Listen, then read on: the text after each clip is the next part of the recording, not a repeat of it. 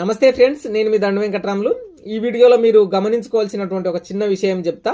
తెలంగాణ రాష్ట్రంలో ఉన్నటువంటి అన్ని యూనివర్సిటీలు, అన్ని కాలేజీలకు కరోనా అయిపోయిన తర్వాత క్వశ్చన్ పేపర్ ప్యాటర్న్ ఎట్లా వస్తుందంటే పార్ట్ ఏ, పార్ట్ బిగా రావడం జరుగుతుంది. అంటే 6 ఆప్షన్తో క్వశ్చన్లు రావడం జరుగుతుంది.